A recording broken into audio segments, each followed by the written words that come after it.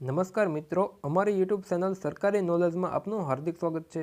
અમારી આ યુટ્યુબ ચેનલની અંદર નવી સરકારી યોજનાઓ, સરકારી ભરતીઓ અને સરકારી માહિતીને લગતા તમામ વિડીયો આ ચેનલની અંદર મૂકવામાં આવશે।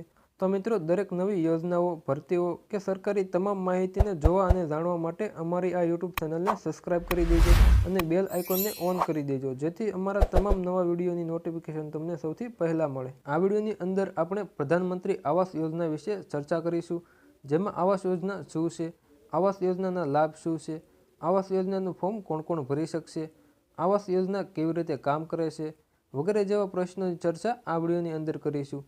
તો મિત્રો, સૌપ્રથમ આપણે આવાસ યોજના શું છે તેના વિશે થોડુંક જાણીએ। 2015માં શરૂ કરાયેલ પ્રધાનમંત્રી આવાસ યોજના એ ભારત સરકાર દ્વારા સમાજના આર્થિક રીતે નબળા વર્ગો માટે સસ્તું આવાસ પ્રદાન કરવાની પહેલ છે। પ્રધાનમંત્રી આવાસ યોજના એ 31 માર્ચ 2022 સુધીમાં લગભગ 20 મિલિયન ઘરો પોસાય તેવા ભાવે બાંધવાનું લક્ષ્ય રાખ્યું છે। પ્રધાનમંત્રી આવાસ યોજના એ ગ્રામીણ વર્ષ 2024 સુધી લંબાવવામાં આવી છે।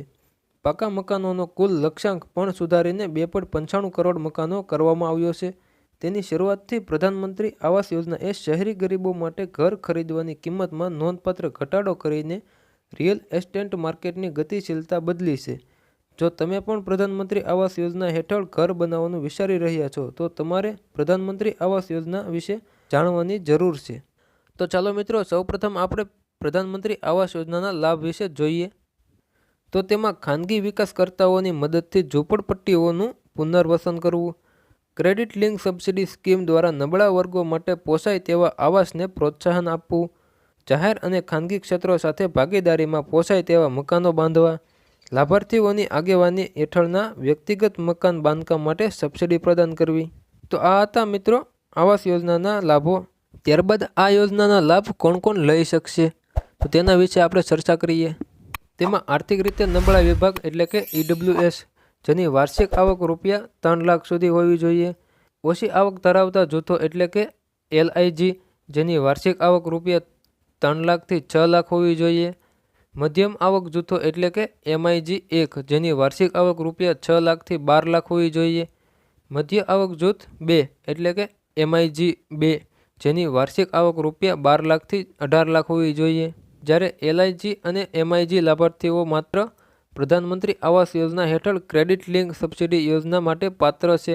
EWSના લાભાર્થીઓ સંપૂર્ણ સહાય માટે પાત્ર છે।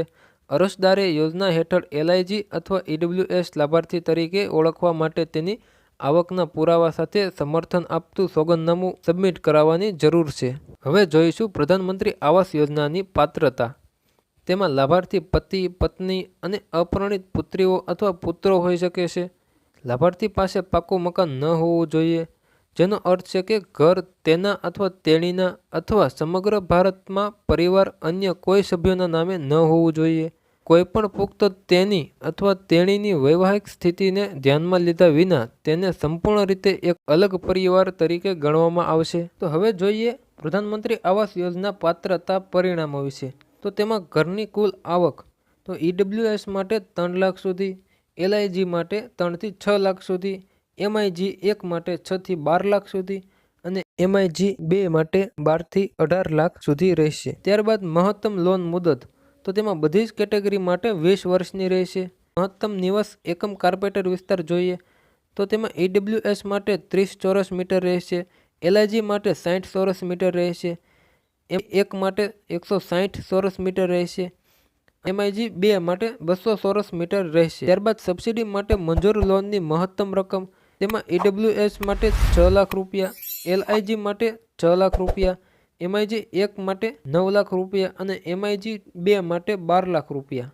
ત્યારબાદ સબસિડી કેટલા ટકા મળશે તો કે EWS માટે 6.50%, LIG માટે 6.50%, MIG 1 માટે 4% અને MIG 2 માટે 3%। વ્યાજ સબસિડીની ચોખ્ખી વર્તમાન કિંમત ગણતરી માટે ડિસ્કાઉન્ટ દર કેટેગરીમાં 9% રહેશે। ત્યારબાદ મહત્તમ વ્યાજ સબસિડીની રકમ EWS માટે 2,67,280 રૂપિયા, LIG માટે પણ 2,67,280 રૂપિયા, MIG 1 માટે 2,35,068 રૂપિયા, MIG 2 માટે 2,30,156 રૂપિયા રહેશે। હવે જોઈએ આ યોજનામાં ફોર્મ ભરવા માટે કયા કયા ડોક્યુમેન્ટની જરૂર પડશે। તો તેમાં આધાર માહિતીનો ઉપયોગ કરવા માટે સંમતિ, તમારું અથવા તમારા પરિવારના સભ્યોનું પાકું મકાન નથી ધરાવતું એવું એફિડેવિટ, ઓળખનો પુરાવો જેમ કે આધાર કાર્ડ અથવા મતદાર આઈડી, બેંક ખાતાની વિગતો, સ્વચ્છ ભારત મિશન નોંધણી નંબર, જોબ કાર્ડ નંબર એટલે કે મનરેગા હેઠળ નોંધાયેલ તરીકે હોવું જોઈએ. ત્યારબાદ વાત કરીએ પ્રધાનમંત્રી આવાસ યોજના કેવી રીતે કામ કરે છે. ધારો કે તમે MIG-2 શ્રેણીમાં આવો છો, એટલે કે તમારી ઘરની કુલ આવક 12 થી 18 લાખ વચ્ચેની છે, તો તમે 50 લાખ રૂપિયાનું ઘર ખરીદવાનું વિચારી રહ્યા છો. તમારી ન્યૂનતમ ડાઉન પેમેન્ટ 20% હશે, એટલે કે રૂપિયા 10 લાખ અને તમે બાકીની રૂપિયા 40 લાખની વચ્ચે લોન ગોઠવી શકો છો. જોકે પ્રધાનમંત્રી આવાસ યોજના 2022 હેઠળ MIG-2 કેટેગરીના અરજદારોને રૂપિયા 12 લાખ સુધીની લોન પર 3% સબસિડી માટે પાત્ર છે. તેથી બાકીની 28 લાખ રૂપિયાની લોન તમારે ધિરાણકર્તાને નિયમિત વ્યાજ દરો ચૂકવવા પડશે. તો મિત્રો, આ હતી પ્રધાનમંત્રી આવાસ યોજનાની અગત્યની માહિતી. તો મિત્રો, તમારા મિત્રોને આ વિડીયો જરૂર શેર કરજો અને આ વિડીયો પસંદ આવ્યો હોય તો વિડીયોને એક લાઇક કરી દેજો. અને જો તમે અમારી યુટ્યુબ ચેનલમાં નવા હોય તો યુટ્યુબ ચેનલને સબસ્ક્રાઇબ કરી દેજો અને બેલ આઇકોનને ઓન કરી દેજો, જેથી અમારા તમામ નવા વિડીયોની નોટિફિકેશન તમને સૌથી પહેલાં મળે. તો મિત્રો, હવે મળીશું આગળના વિડીયોમાં. ત્યાં સુધી જય હિન્દ, જય ભારત.